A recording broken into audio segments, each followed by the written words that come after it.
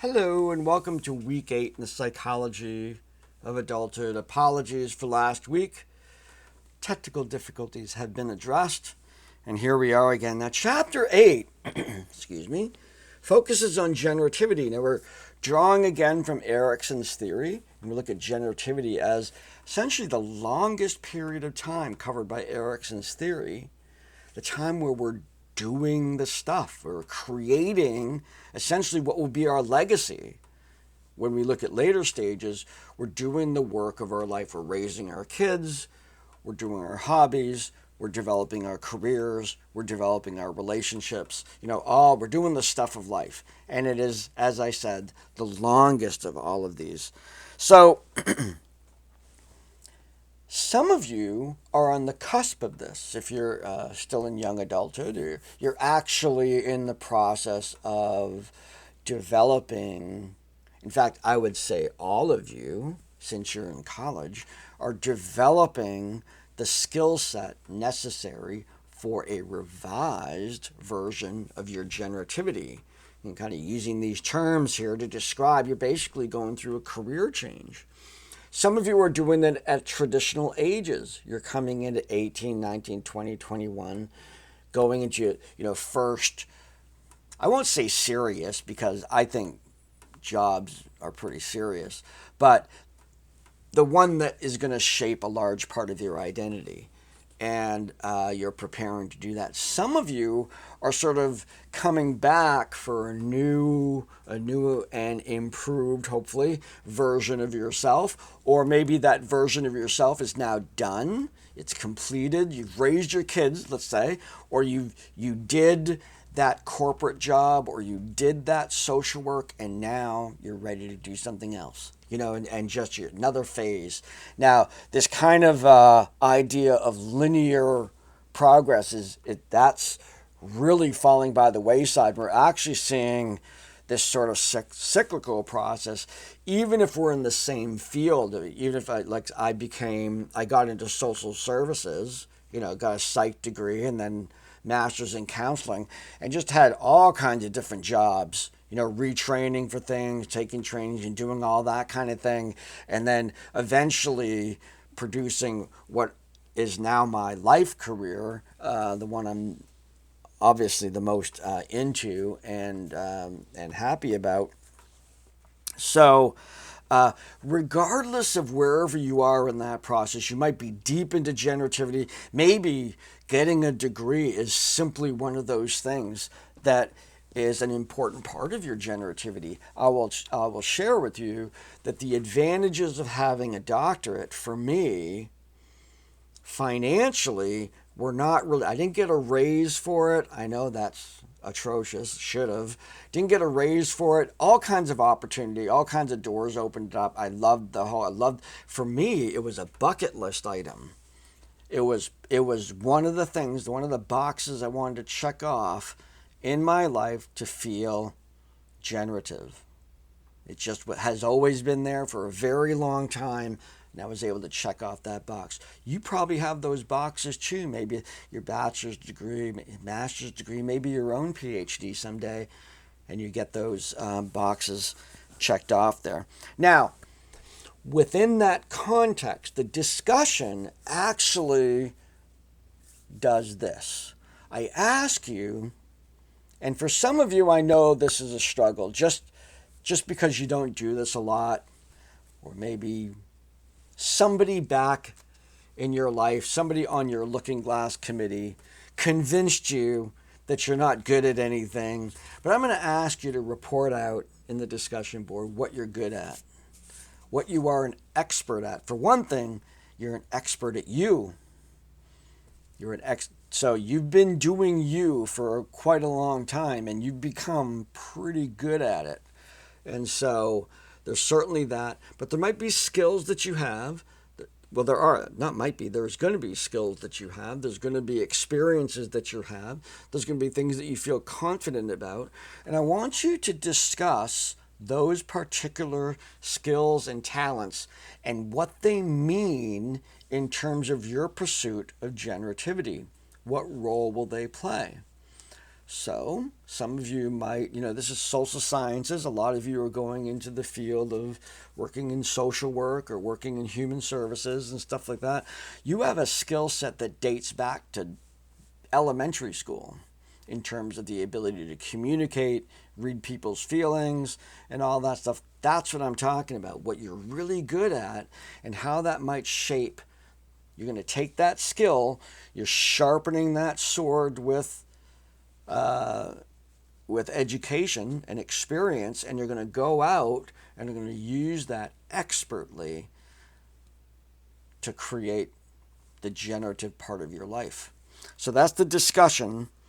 The assignment actually focuses on, and this is, to me, this is one of my favorite assignments for college people of all ages, because what it focuses on is Carl Rogers' theory of self.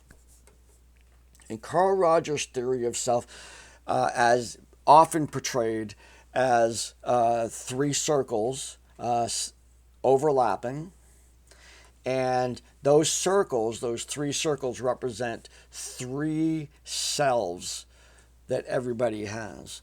One is the real self. That's truly who you are. Then there's the social or public self. That is the parts of you that you present to the world. And then there's the ideal self, which are the things that you aspire to be. Now, in human development, what we tend to see over time is early in life, those are pretty different. We may have aspects of ourselves that we hold secret and we don't, not for public. Might not even be ideal, maybe our dark side or what we perceive of as a dark side at that point. And then we have what we show to people for our reputation and whatnot. And then there's the ideals. What is the person I would like to be? And maybe we're not quite there yet. Now, over time, for a lot of reasons, those circles become more and more congruent.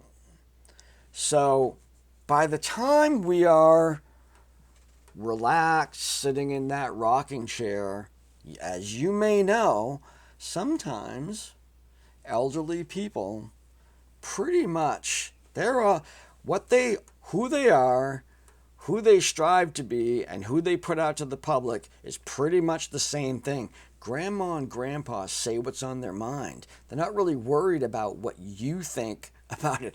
I'm saying that hopefully in the funny way that we sometimes experience that as, what it is. But all of us throughout our lives, we're always in positions where we are adjusting these things. I set goals to be a better person, so I'm more like my ideal self.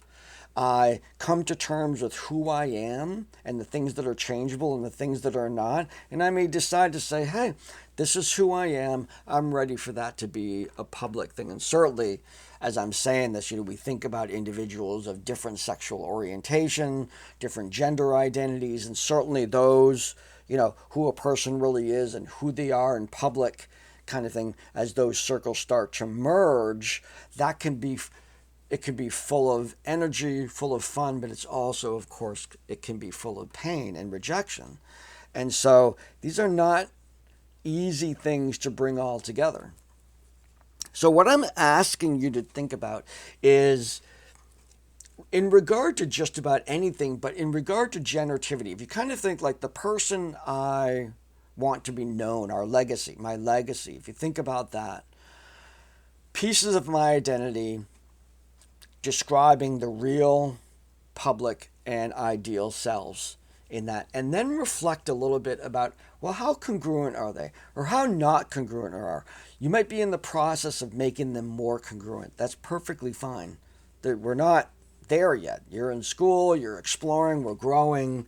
So those incongruences should motivate us to make change, because we desire those, we desire our true selves to be our ideal selves and to be our public selves.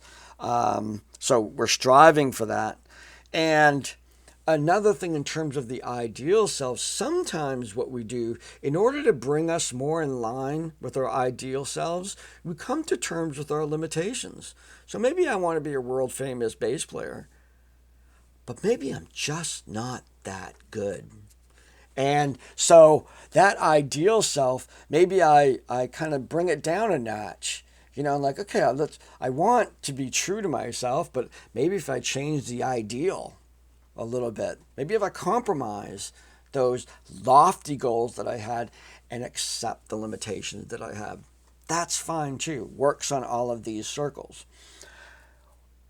For the presentation of this, because I think it's a very self-focused assignment, I want to hear you.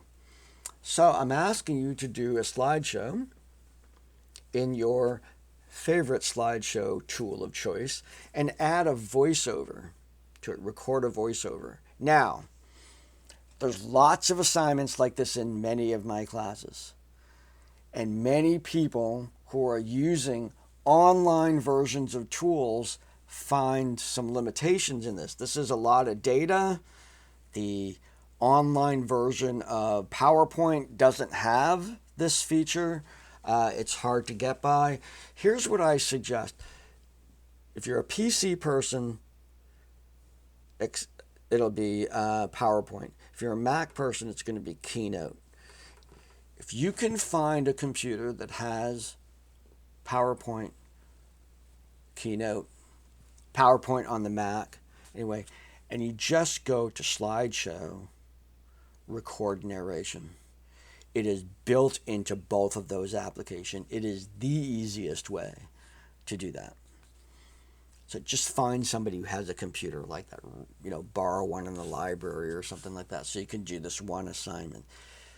The other ways of doing this are complicated. I'm actually sort of looking at, I have a whole bunch of these sprinkled throughout my different courses that I teach, and I love them. I like listening to people talk and listen to what they, the graphics and stuff like that, and looking at ways to make that more universal, finding online tools. In fact, if you find a tool that enables you to do that in an online format and it's really effective at doing this, I would love to hear about it.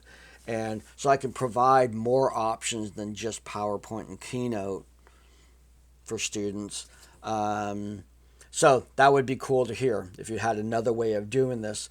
But the reliable way, call me old school. I have a computer. I have PowerPoint on it. I have Keynote on it. If I need to do a video with a slideshow, I can use that.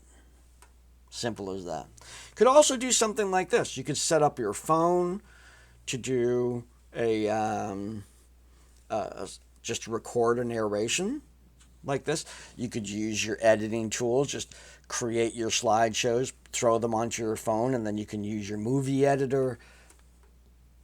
Lots of things to do with a phone, and you could just record the audio and then just put the pictures of your slides, all kinds of ways. I guess I haven't really thought about the phone about this, but the phone could definitely do this. So anyway, that's the assignment for this week, is that the Rogers theory of self, looking at ideal, real, and social selves and how congruent they are, and presenting that to me with a narrated presentation. Okay, so that's it for this week. Have a great week. I will see you online, and take care.